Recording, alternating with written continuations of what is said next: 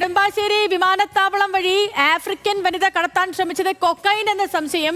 Sample customs ലാബിൽ പരിശോധന നടത്തും. പിടിയിലായ ടോഗോ പൗരത്വമുള്ള വനിതയെ കസ്റ്റംസ് ഇന്ന് കസ്റ്റഡിയിൽ വാങ്ങും. സഹിൻ ആന്റണി വാർത്തയുടെ വിശദാംശങ്ങളുമായി നമുക്കിപ്പം തത്സമയം ചേർന്നുണ്ട്. സഹിൻ, ഇപ്പൊ കുറച്ച് മുൻപ് നമ്മുടെ പ്രേക്ഷകർക്ക് പറഞ്ഞല്ലോ സഹിൻ ആന്റണിയെ കാണുന്നില്ല, സഹിൻ ബ്രോ എവിടെ പോയെന്നൊക്കെ ചോദിച്ചതേ ഉള്ളൂ. അപ്പൊ ആ ചോദിച്ചവർക്കുള്ള മറുപടി ദേ നിപ്പുണ്ട് ആ മനുഷ്യൻ.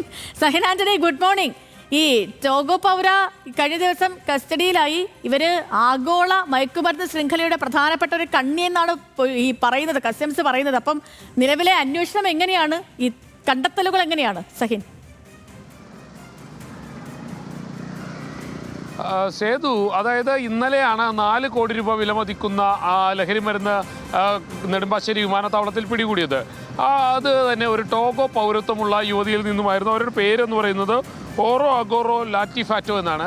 ഈ ലാറ്റിഫാറ്റോയിൽ നിന്ന് പിടിച്ചെടുത്തത് ഇന്നലെ മെത്താണ് എന്നുള്ളൊരു സംശയമായിരുന്നു കസ്റ്റംസിനുണ്ടായിരുന്നത്. പക്ഷേ അതങ്ങനെയല്ല, അത് കൊക്കൈനാണ്. മുന്തിയ തരം ലഹരി മരുന്നായ കൊക്കൈനാണെന്ന് കസ്റ്റംസ് ഇപ്പോൾ സംശയിക്കുന്നുണ്ട്. അതിൻ്റെ സാമ്പിൾ ശേഖരിച്ച് ലാബിലേക്ക് അയക്കാൻ കസ്റ്റംസ് തീരുമാനിച്ചിരിക്കുന്നു. ഇന്ന് കോടതിയിൽ അത് സംബന്ധിച്ചുള്ള അപേക്ഷ കസ്റ്റംസ് നൽകും.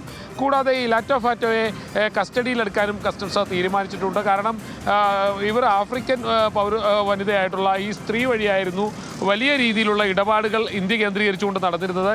ഇന്ത്യയിലേക്ക് ലഹരി മരുന്ന് ഇറക്കുന്നതിൽ ഒരു ഏജന്റായി പ്രവർത്തിച്ചിരുന്നതായിരുന്നു ലാറ്റോഫാറ്റോ എന്നുള്ളതാണ് കസ്റ്റംസിൻ്റെ നിലവിലെ കണ്ടെത്തൽ. ഇവർക്ക് ഫ്രഞ്ച് ഭാഷ മാത്രമാണ് അറിയാവുന്നത്. അതുകൊണ്ട് തന്നെ ഫ്രഞ്ച് അറിയാവുന്ന ഒരാളെ ഇരുത്തി വേണം ഇവരെ വിശദമായി ചോദ്യം ചെയ്യാനായിട്ട്.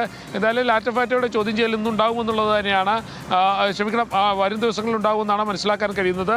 നിലവിൽ ഇത് കൊക്കൈനാണോ എന്നുള്ളൊരു സംശയം കസ്റ്റംസിനുണ്ട്.